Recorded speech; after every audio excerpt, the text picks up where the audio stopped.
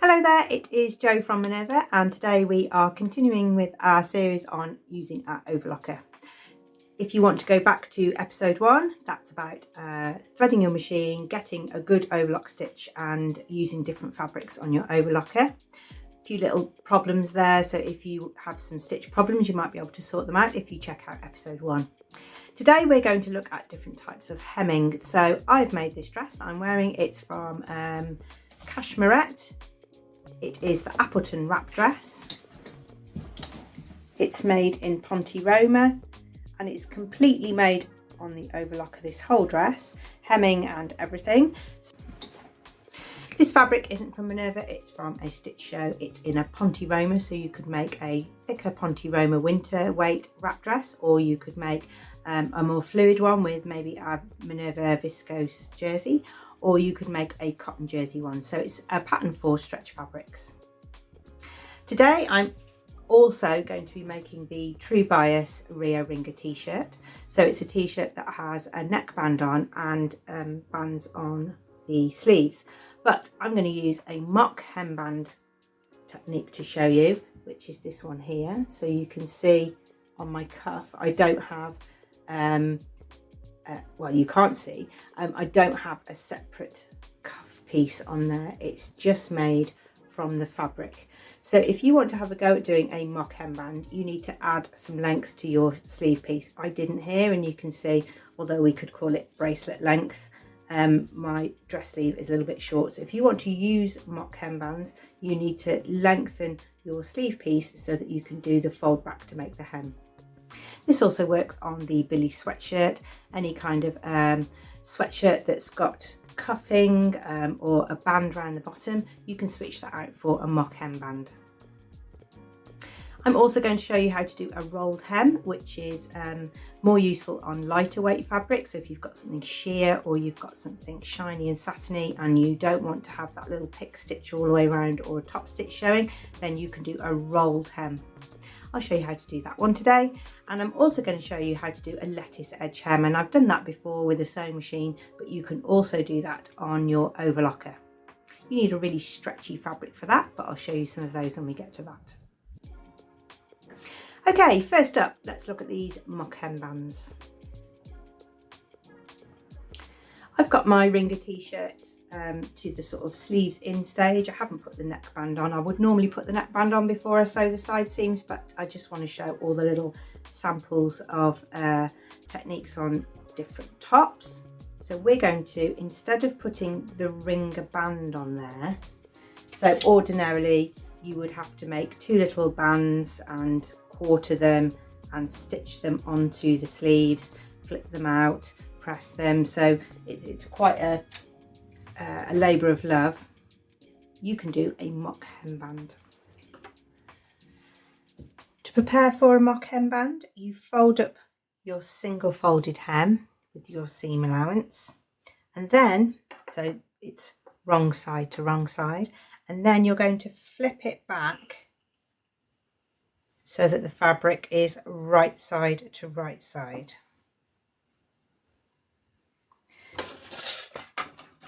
Now, when you're using the overlocker, you cannot put your pins in sticking out because you'll catch them on the blade, and even if you think you'll remember to pull them out, you'll be not concentrating on that part of the garment, and it damages the blade. So you turn back the hem that you've just pressed,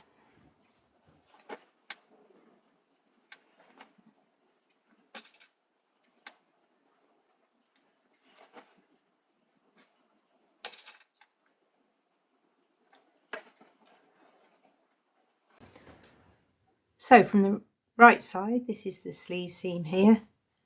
You've got your raw edge and your folded edge lined up, and you are going to sew through those 3 layers. No need to change any settings, no need to change the needles, no special stitch. You just need to make sure that you're taking the pins out as you go. You can free arm sew if you've got the ability to do that. and sew around your hem.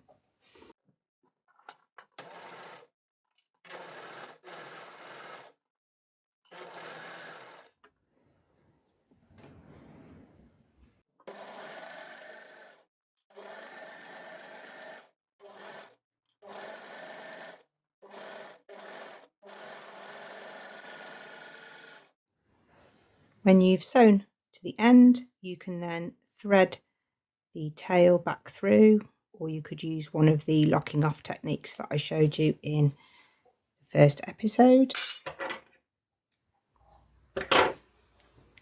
And then when you fold your hem, you have that little hemband, or in this case, I'm treating it as the ringer on the Rio Ringer t-shirt. So I don't have to add those extra layers. Obviously, I'm not going to be able to get that colour contrast that you can have with that pattern, where you have a white t-shirt and maybe some yellow strips around here, but it's a super quick way to hem sleeves. You can also do it on the hem of t-shirts, because it won't pull your t-shirt in, it will just give you a little hemband along the bottom. And I have it here on my sleeves too. So that's how you make a mock hemband.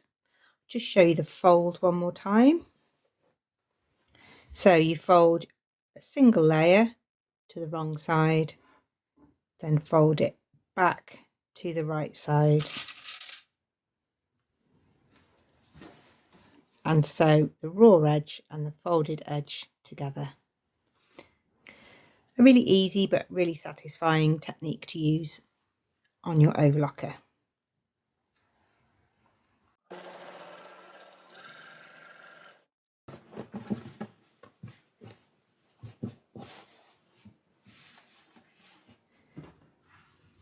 This is the hem complete. You can also use a mock hemband as an elastic casing.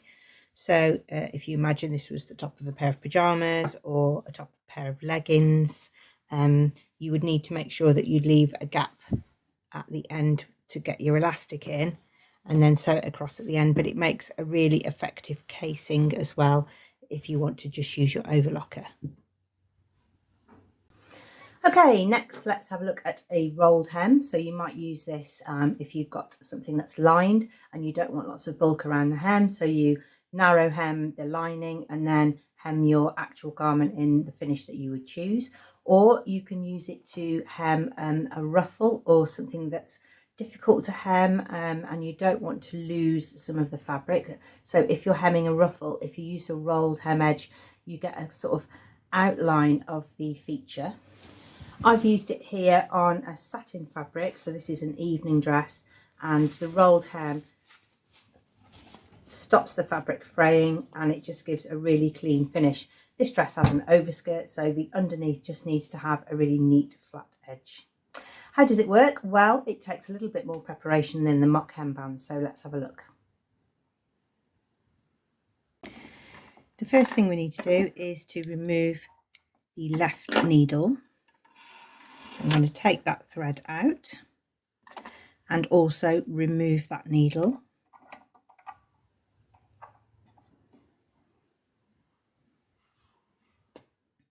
Keep that needle safe because you will want to be putting that back in afterwards. And then we need to work with the stitch finger, and I did mention this in the first episode. You might have a button on your machine inside here, so you might be able to pull your front down and disengage your stitch finger. On this machine I need to pull it out, and this is what it looks like. This is your stitch finger. This is where your threads are wrapping around to make the overlock stitch, and we're going to take that out, keep it safe and put it back in afterwards. The other thing we need to change is, because we're making a very narrow stitch, then we need to change this stitch width. So at the moment I'm just a little bit wider than the average. I need to take that right down to the lowest stitch width. On some machines you might have a button on the front or a setting on the front which has R, which shows a rolled hem. So it depends on your machine. You'll need to check your manual. To get that really tight stitch with all of the stitches really close together, you're going to be working with this pair of tension discs, your upper and lower loopers. So your upper looper is going to go down between sort of 1 and 4. So you'll have to experiment with the type of fabric that you've got. I'm going to go for 2. And your lower looper tension needs to be between 5 and 7. So in the first episode, I said these shouldn't be wildly different, but if you're trying to do a different technique, then they need to be. So I'm going to put that on maybe 7 and a bit, and we'll have a little practice and see. We're aiming for this really tight, narrow, small stitch. You've made the stitch narrow by using the stitch width, and that's what you're trying to achieve.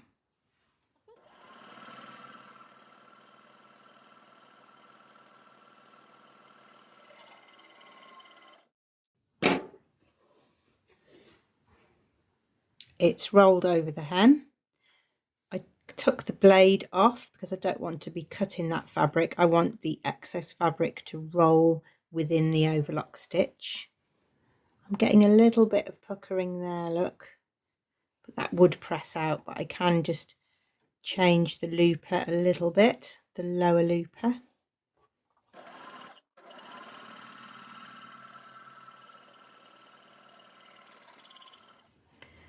This one's a bit wider, so it's not so tight. If you want to change your stitch distances between there, then you can turn your stitch length down. If you take that to R for rolled hem, you'll get a much tighter concentration of stitches. So you have to play around with it a bit, especially if you've got a silky fabric or something quite smooth. You'll be not playing with these, getting that so that the fabric doesn't pucker your stitch line, but these here need to be quite opposite, and you'll have to keep playing with them because I've given you, you know, upper looper between 1 and 4 and lower looper between 5 and 7, so there's quite a difference there.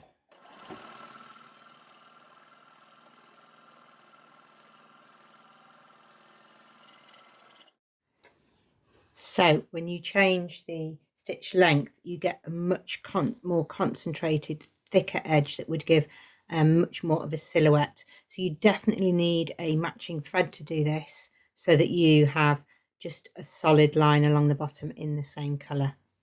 So that's how you do a narrow hem. You can keep practicing, you can keep trying to get a really good edge.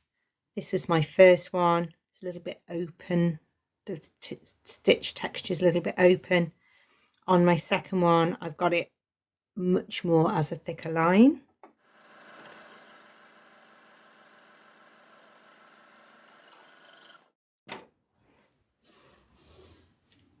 Brilliant. So that's a narrow hem edge. If you watched episode 1, you'll see I was struggling to stitch a piece of pontile jersey because it has a really big amount of stretch, between sort of 60 and 70% stretch, and overlockers find that quite hard because they're trying to move a fabric through that's stretchy. So a treatment you can use on really stretchy fabrics is to use a lettuce edge hem. You get a sort of frilly edge and you use the overlocker to stop the edge of the fabric fraying, but also give it this sort of fluted finish.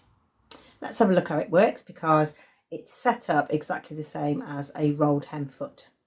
So you need to have removed your stitch finger because you don't want the stitches to be spaced out and working around that finger. You want them to all be bunched up really close. So you take your stitch finger out or disengage it, and you can just have a little practice on a piece of stretch, normal stretch jersey, just to check that you're not stretching the fabric out too much. You can set your differential feed for stretch fabrics. You set your stitch width for rolled hem, and you set your stitch length for rolled hem. For a jersey, you might want to just ease the stitch length off a little bit. When we were sewing a woven fabric, we could have the stitch length really close because we could pull the fabric through, but we can't pull it through quite the same with the jersey, so you might want to turn your stitch length down a little bit. Let's have a look if we can achieve it on this really stretchy fabric. First thing to do is to check we're just getting our decent rolled hem stitch on a straight piece of fabric.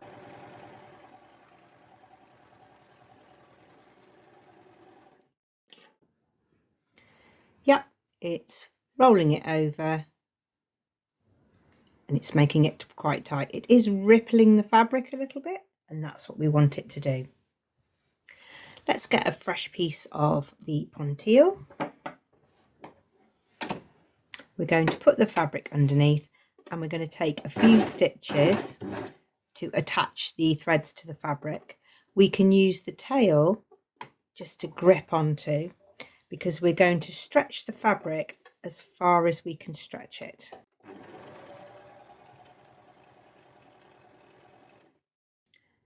Once we've got a little bit of the fabric to hold on at the back, we can stretch a bit more.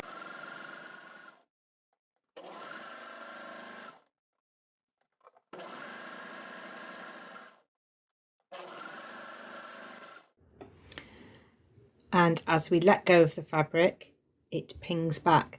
And you get the best effect with this on fabrics that have a really big stretch recovery, because once you've stretched it out that much under the machine, you don't want it to just ping back a tiny bit. You want it to ping right back so that they all flute up. It looks really pretty. It's lovely for pajama sewing, nightwear, all of that kind of thing. The bottom of camisoles. You can do it on sleeve hems, you can do it on waist hems, but you need a fabric that's really, really stretchy. If I just try it on a cotton jersey, you won't get quite the same effect.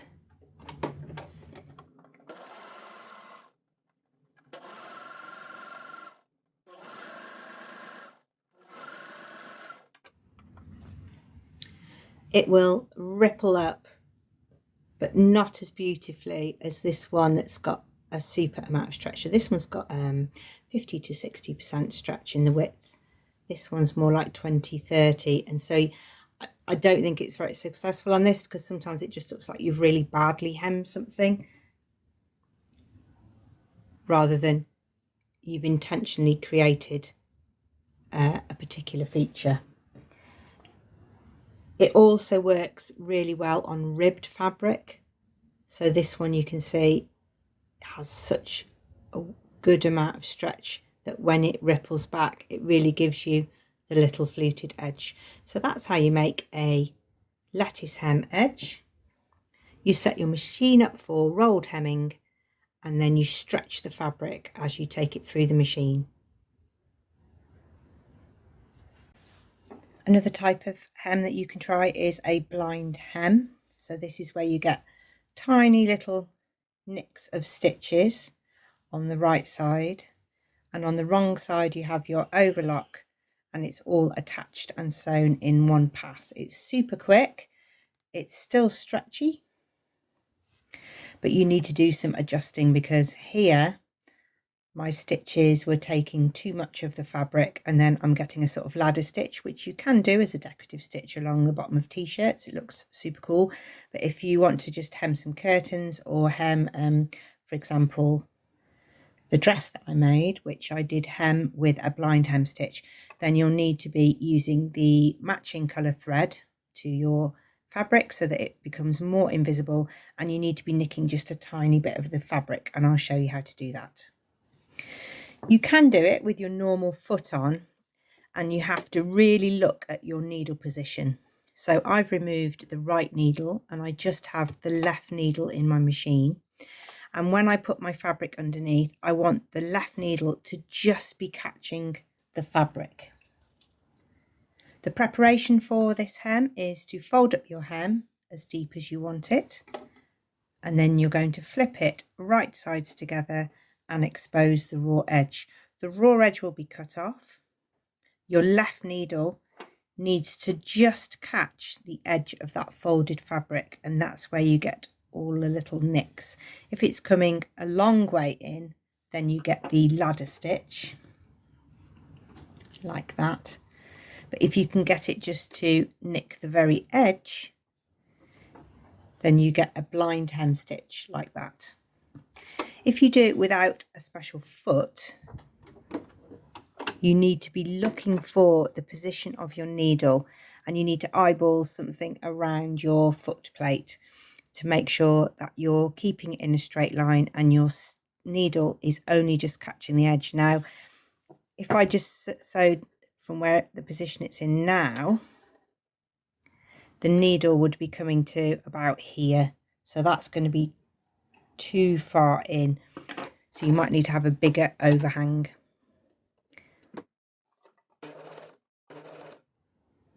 I'm feeling where the ridge is here. I'm trying to keep the same distance here. You could put a bit of tape on there if you wanted.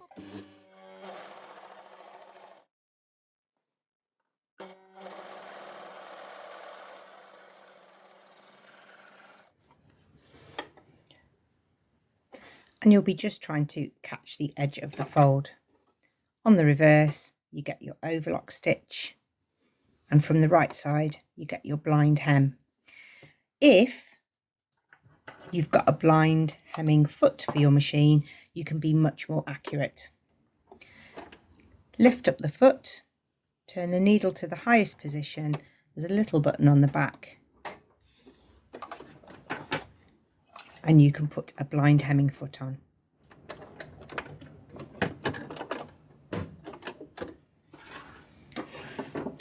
The settings for this are slightly different to your normal sewing. So as I said before, you'll remove the right needle, you will have the left needle in, and your left needle needs to be set really low because you're peeling the fabric open. You need your stitch line to be quite loose so that it will peel apart. So you need your stitch length to be somewhere between 1 and 0. You need to experiment with that before you sew on your garment. Your right needle is out of action, and you will need to mess around as well with your upper and lower threads. So you could take the upper looper anywhere between 6 and 8, so it's going to be quite tight, and your lower looper can be anywhere between 3 and 7. So I've found actually that having my lower looper quite loose works really well, but you'll have to experiment. This is the bit that's the most tricky when you're trying to set your blind hem stitch. Let's try again. This time we don't have to worry so much about holding the needle position on the fabric because we've got this little plastic piece here. The plastic piece can slide wider if you want a ladder stitch because it will take more of the folded fabric, and narrower if you just want to nick the fabric. You run the plastic edge along the fold of the fabric.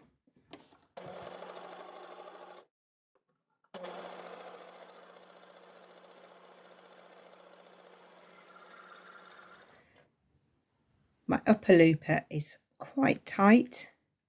My lower looper is quite loose. I could maybe release that a little bit because it's pulling my stitches onto the wrong side. But that's all the things that we talked about in episode 1. So you'll be able to adjust your upper and lower loopers. And when you peel the hem open, you'll see that with the hemming stitch foot, you get a much more consistent line of stitching than when I try to just eyeball it and keep the needle on the side. This hem is all about the pressing at the beginning to get your fold, and the pressing at the end to press that fabric back out flat. You can see on this one,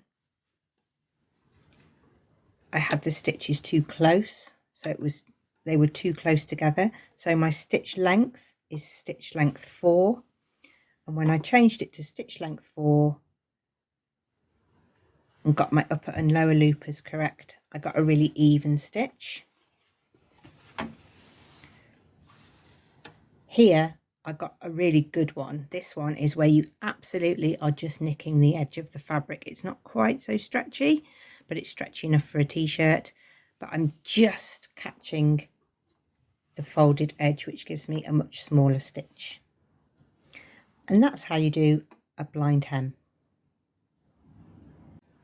So I hope you've got something to take away from today. You can either try the mock hembands on stretch or woven fabrics.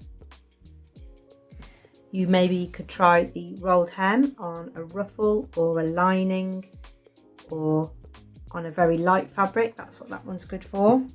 Or if you've got a fabric with really good stretch and stretch recovery, you can try the really pretty lettuce hem edge.